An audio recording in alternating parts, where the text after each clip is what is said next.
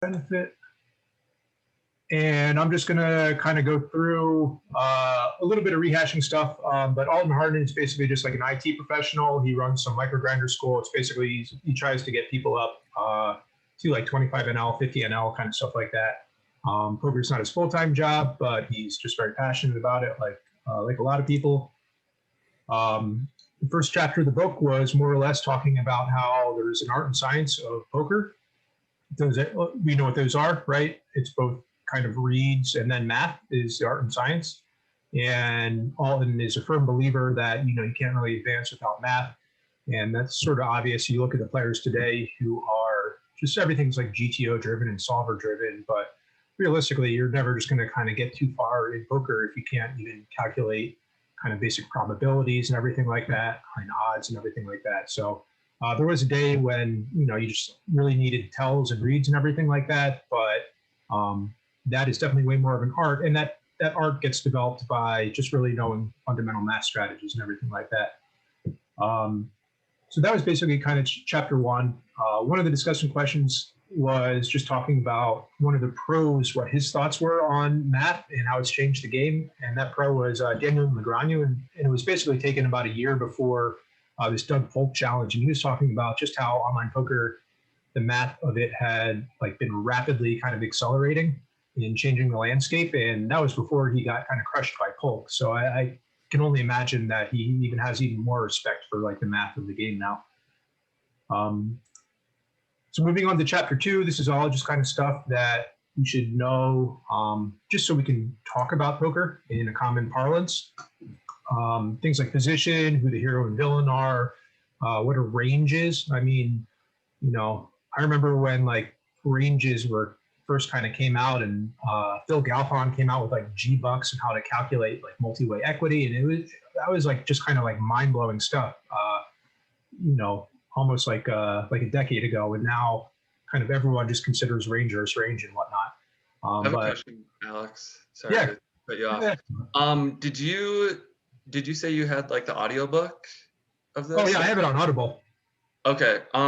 Mike, do you have the hard copy version, or are you like Audible? Yeah, I'm rocking the hard copy. Oh, sweet. So my question is it the hard copy? Does it have like a lot of, I don't know, I guess I'd call them like story problem examples and like equations, or is it really just a lot of text? Yeah, it has some tables, that have different odds, and it has like, the equations drawn out for probability. It probably just says, like I'm looking at the first page of chapter 4 and it's probability. It's like, desirable outcomes divided by possible outcomes, so. Oh, okay. You know what I mean? Like, so it has visuals, but it's the same stuff. Sweet. It's gonna be awesome. Yeah, that was kind of what I was curious about. Yeah, it's nothing. There is some cool stuff in the back where it's just equity charts. You know what I'm saying? Nice. But I mean, you can find all that online, no problem, for free. Okay. So like, it's not just common drawing hands, equity, and all that kind of stuff. Cool. So yeah, that shouldn't be a problem if you really wanted it. Yeah, I'm trying to ration myself on how many physical books I buy. Because yeah, I know how that goes. And I'm trying to utilize the library more often, but I mean, a lot of the stuff seems basic up to this point, but I'm just curious if even just the basic stuff is there. You can find all those charts for free online. Oh yeah. Or whatever, no big deal.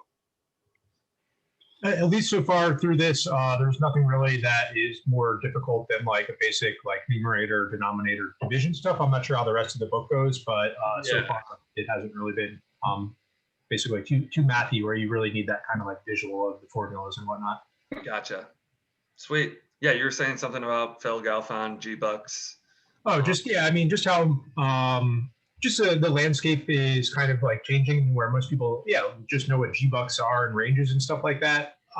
As poker continues to advance, the point of this chapter is we just kind of need to all be familiar with these kind of basic fundamental concepts. If you're going to talk to another poker player, like what your range is, what like an effective stack size is, things like stack to pot ratio. So that was basically kind of the gist of chapter 2, is how to talk about poker hands, knowing kind of like what the fundamental fundamental like descriptors are of a poker thing, like position, pot size, stuff like that. And then he kind of closes out with the first kind of like real thing that may help your game is just talking about stack to pot ratio and the value of, you know, what kind of stack to pot ratio sizing you want to get certain classes of hands in, like top pair, top kicker, or flush. Basically, you know, most people are kind of familiar with like the stack to pot ratio somewhere in between like 0 and 2. And you just, you know, if you have top pair, you just go with it.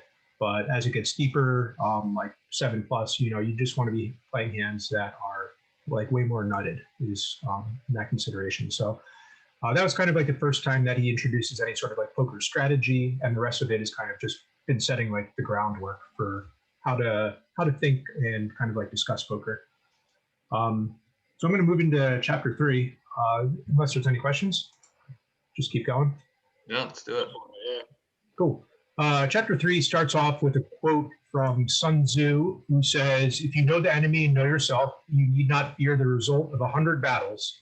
If you know yourself but not the enemy, for every victory gained, you will also suffer a defeat.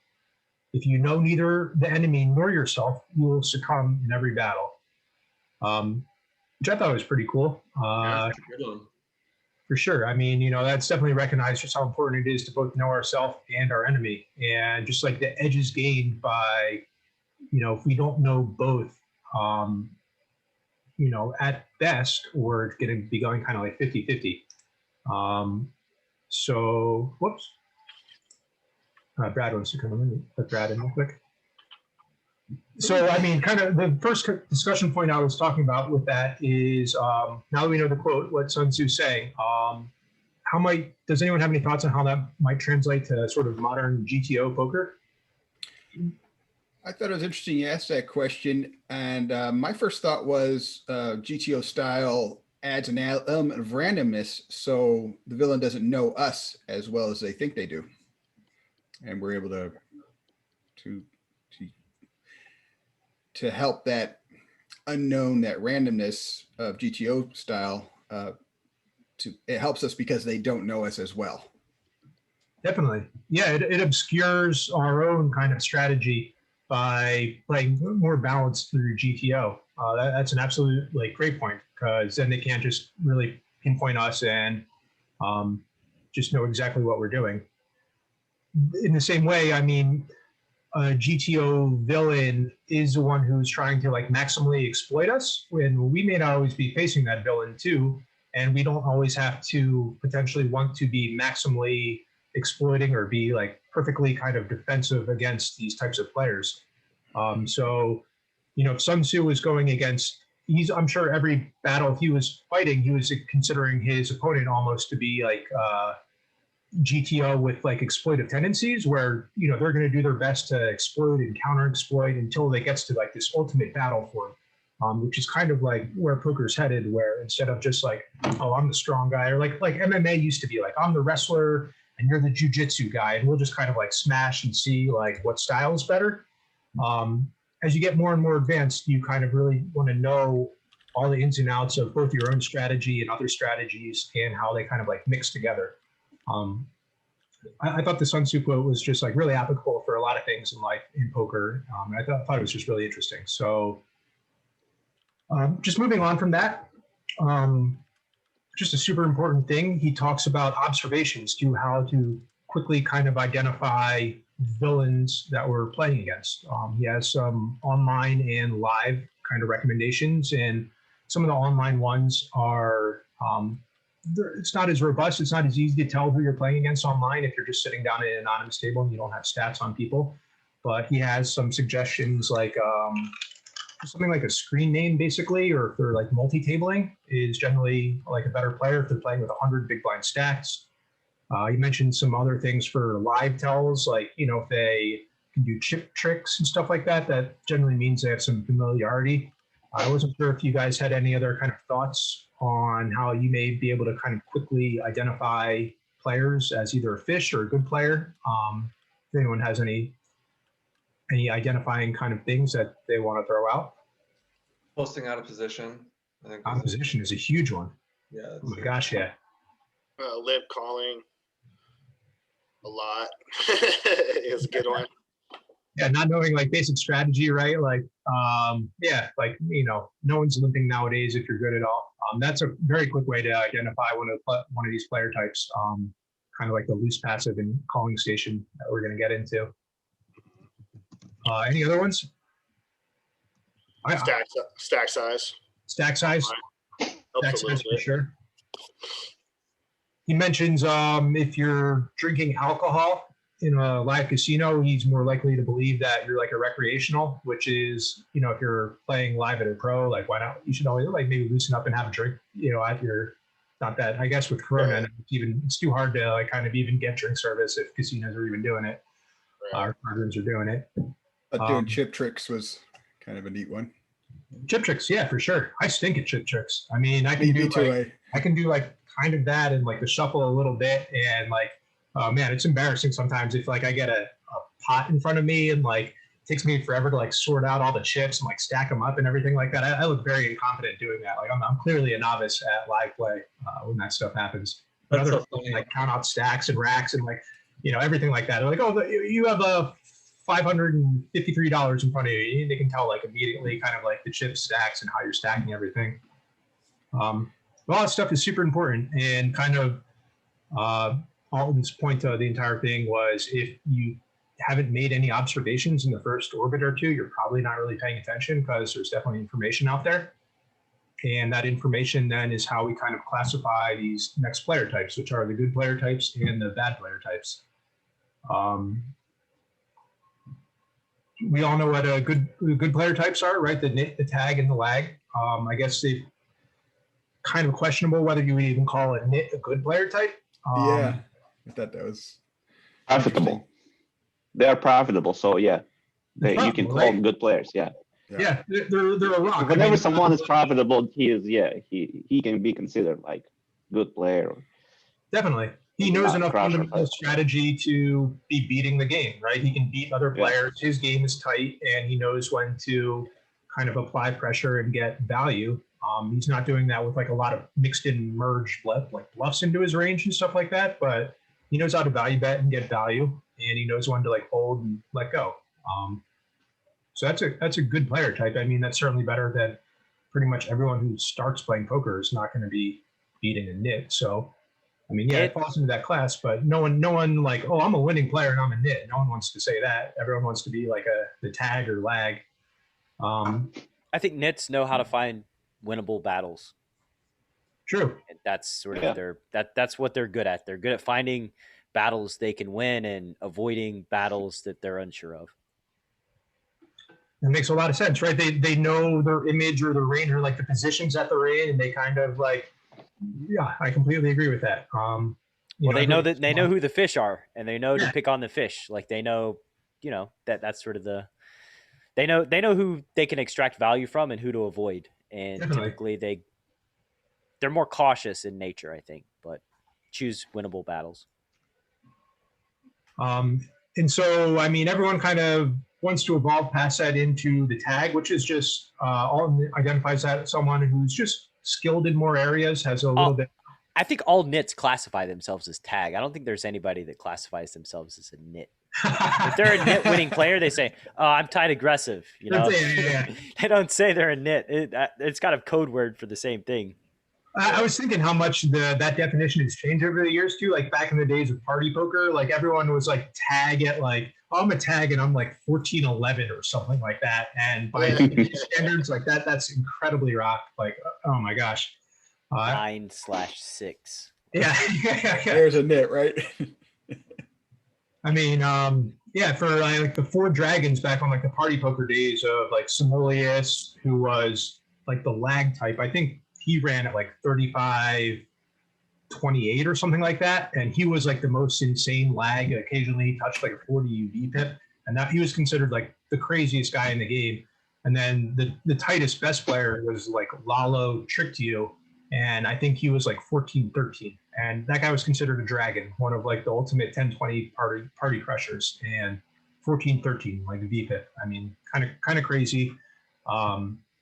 Just how those those definitions, well, like the definitions are the same, but kind of like the ranges and VPIPs have changed a little bit over the years.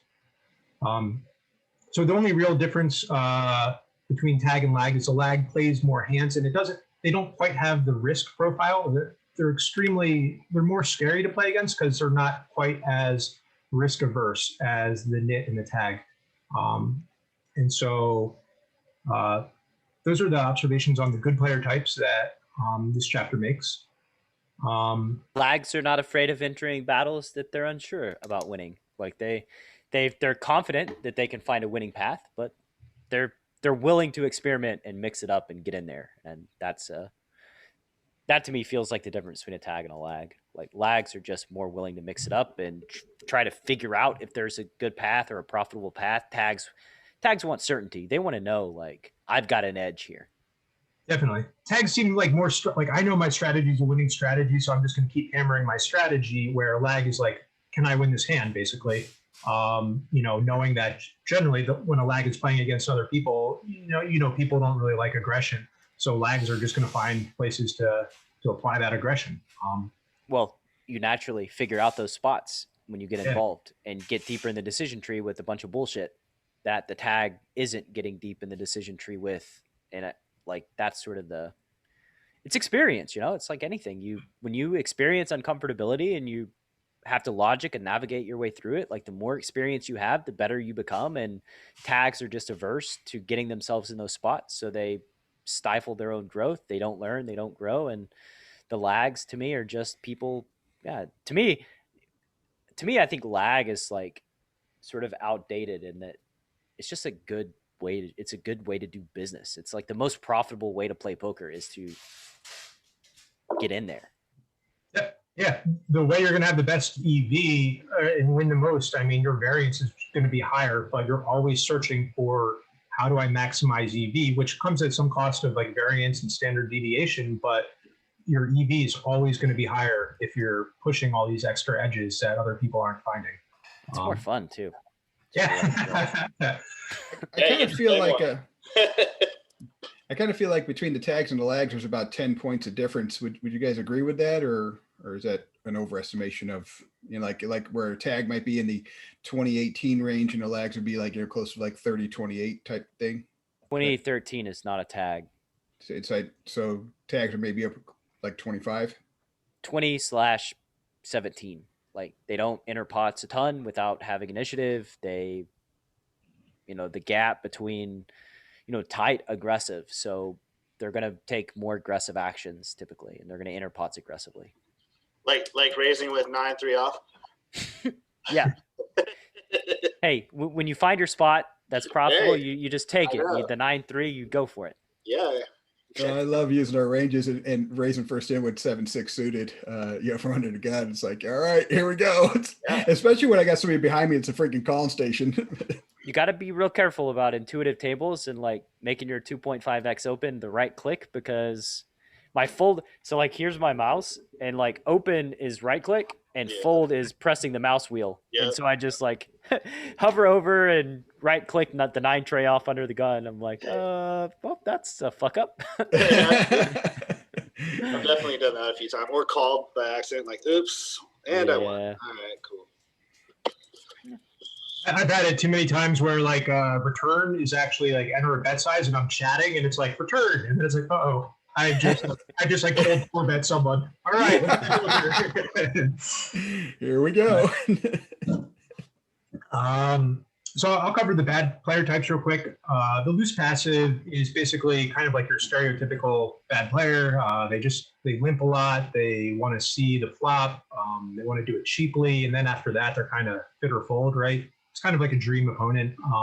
It's a fit or fold person. It's the person we can just keep punishing, and once they show resistance, then we consider the strength of our hand, basically.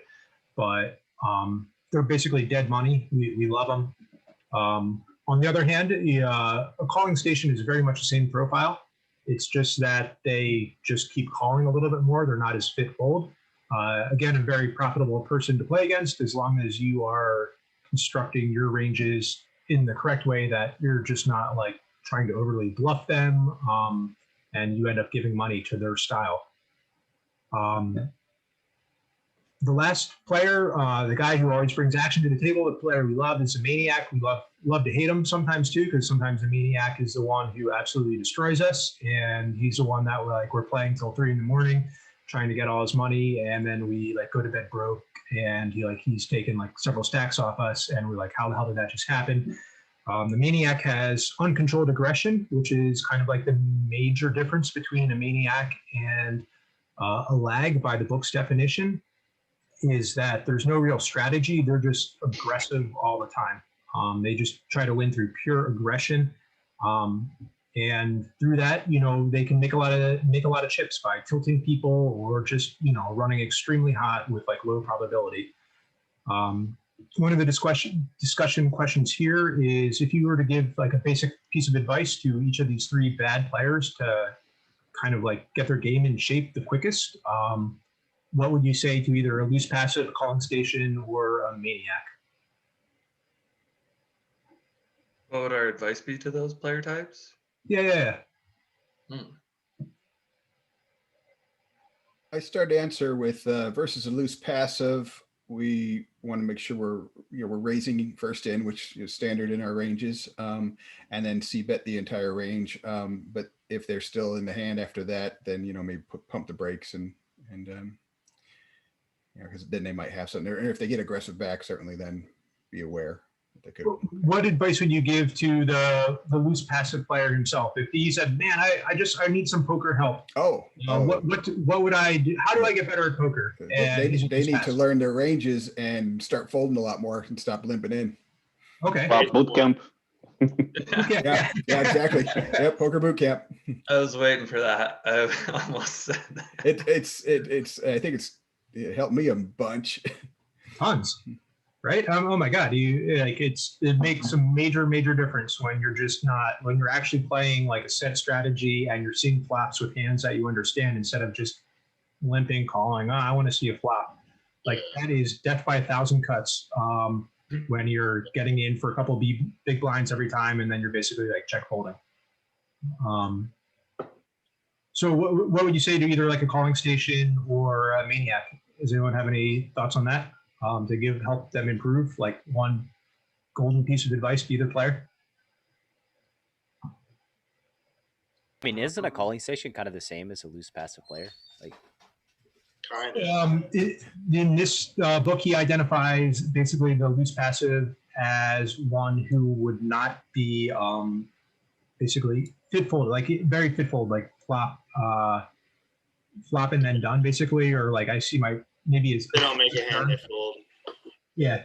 Feels like the loose passive is going to fold pre-flop to a range. Station's going to call you down the wider range. And it seems like the calling station, they don't fold until about the turn. I think these are more similar than the author gives them credit for. Like very similar. For sure. With that, yeah. Because like a loose passive player, I mean, he's going to see a lot of flops. Obviously, he's loose. He's not going to take aggressive actions, and he's going to call inappropriately because he's loose and passive. So he's going to call the flop with nothing and try to make a pair and turn a whatever and call the turn and like not improve on the river and fold a lot of rivers, and that's just kind of. All right, so all right, but yeah, all right, we got to go with like all of these definitions here, all right, we will. They're very similar. I agree, but you could say to the calling station maybe consider like raising occasionally, or maybe not floating quite as wide to certain things. Like ace high is not always a check call, and like maybe a backdoor gut shot is not an ideal hand to continue with, or something like that. Yeah. I was thinking against a maniac, just kind of maybe recognize when you're beat, which is tough. Like, when a player's actually, if you've gotten him to fold like 5 times in a row and this time he takes an alternative line or something like that, maybe your aggression wouldn't really work. I'm not a maniac. I don't know if there's anything that's in those people's heads. Sometimes it's maybe just like alcohol fueled and they're just trying to like win every hand. But, I think there's basically, to a maniac, you just have to like pick their spots slightly better at sometimes. But I was thinking the maniacs is like you say, trying to win too many hands, but like as soon as you take a softer line where you're not showing very much aggression, you can almost count on them trying to blast or make some kind of bet. You know what I mean? For sure. Which is Go rope-a-dope. yeah. Yeah. It's tough though, because I mean, sometimes, you know, like a maniac, you can't really, it's hard to beat them at their own game. So then you kind of have to make hands yourself. So then you're actually becoming kind of like a calling station yourself against a maniac, which is like, you know, maniacs are very frustrating, and maniacs are probably like with much more experience and then like getting better. You know, they can become the more of the formidable opponents. Like that's kind of like a person who has, I guess, more natural kind of like poker talent, is like the person who comes in already super aggressive, trying to win and fight for every pot, kind of thing like that. Get private coaching. That's my advice to maniac. Like, I'm gonna Private coaching. I'm going to speed up on to this next kind of area. This is chapter 4, where he starts to introduce probability and odds. He talks about some basic kind of like poker probability and odds, and everyone should know the site like Primedope. It just has like the variance calculators and everything, but there's all kinds of like just things that are interesting to learn about, you know, odds, like what are the odds of getting certain hands and this and that. And this is all basic kind of like math we can figure out. Like what is the odds of a flush over a flush with 2 suited cards? It's only like 0.8%. So that's definitely freaking cooler if that ever happens. So there's all kinds of more in-depth mathematical resources out there that this book doesn't really get into. He's just trying to introduce kind of the concepts around here. And basically probability is the chance that something will happen divided by the total opportunities. And probability always basically has to add up to 1. Either like it doesn't happen, or it happens, or it's like somewhere in between. And that's kind of like the long and short of probability. And then odds are basically a ratio for expressing said probability. And in poker, the best way that we think about odds are through pot odds, which is our reward to risk ratio. It's like one of the most important things. It's going to be chapter 6, so we'll get more into it and actually doing a bit later. But it's basically your risk divided by your reward plus risk, which is your pot odds, which is just so freaking important in poker. So this chapter's, it flies by pretty quick. He just really wants to introduce us to this. It's not very like mathematical in any way. And so I just did the discussion questions around this. If you know the probability equations, right? We know that there is essentially like a flop. There's 47 cards left. What is like essentially the worst bad beat run out that you can get in no limit Holdem? Does anyone know that off the top of their head? Essentially, if there's 47 cards to come. The worst run out? The worst bad beat that you can essentially take. You think you have it locked up, or you think you're doing really great, and there's 47 cards. I think it'd be nut if you had like a nut flush or a higher flush, someone hitting a 1 out straight flush, right? Essentially, I'm guessing it's just a 1 card out that they get there. So 2%. It's 1 card out, but that's also 1 card. So it'd be like runner under pair. Like if you had an over pair and somebody hit, a pair on the turn and then trips on the river. Pretty much. Exactly. So they need to basically hit one of like 2 cards on the turn and then one of 1 card on the river, basically. 2-1, Yeah. So yeah, it's basically hitting 2 and then hitting 1 for the most part. And if you want, I don't know if you have time to do it, but if you want to watch a video that is extremely just like you want to cry for a guy, this is not basically no limit Holdem, but this is 2 to 7. This video is only a couple minutes long. I'm not going to play it, but 99% loses. It's the worst bad beat in world history, poker history. It's insane. I would just, whatever. I'll throw the link in the chat here real quick. But it's my God, it is incredible. It is so good. You feel so bad. You can like watch the tears coming. So where was I at? So did I have more questions for this?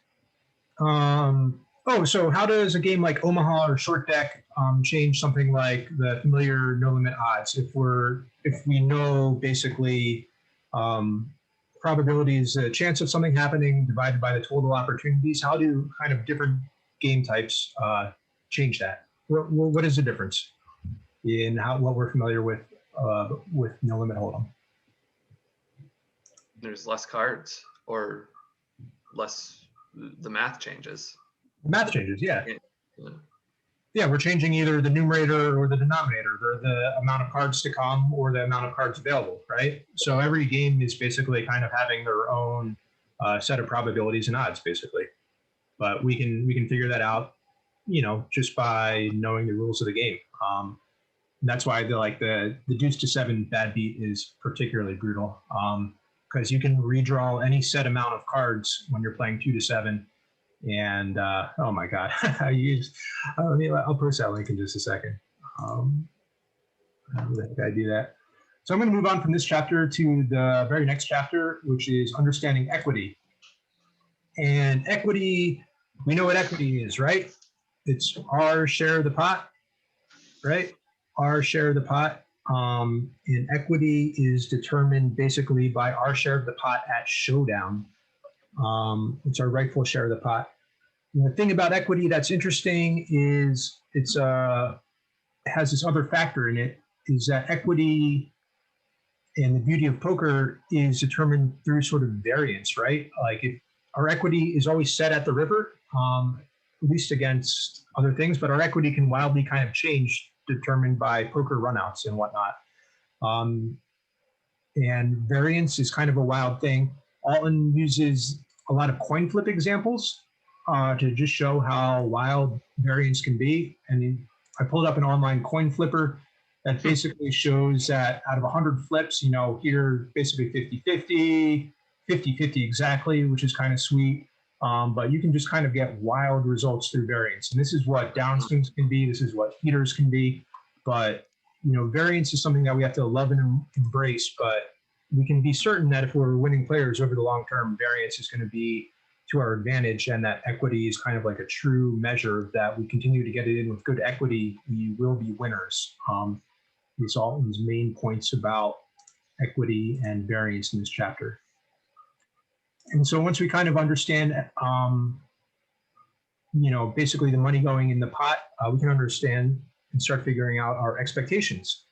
And he uses a couple examples like queens versus ace king all in pre-flop.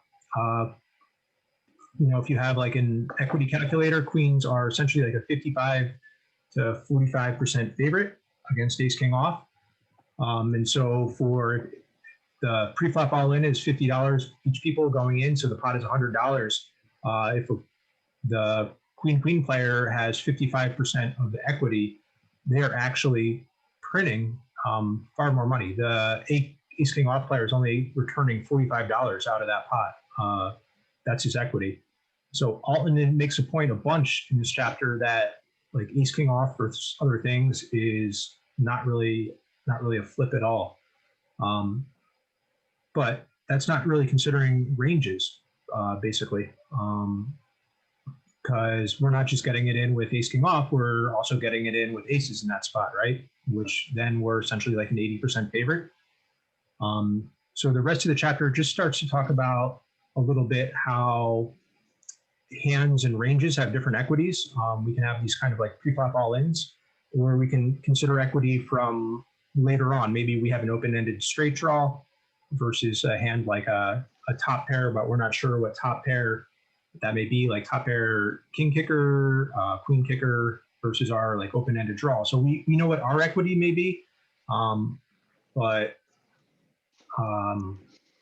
if we can estimate the range that we're going against, then we can calculate our equity against the entire range. And I kind of hope I'm explaining that at least clear enough in the sense that equity can be used to basically determine so many poker decisions. We can base so many poker decisions from like what we think the equity is in that moment, just because it's our share of the pot, whether we think we have a high share or a low share, and what the opponent's range is, whether they may have a high share or low share.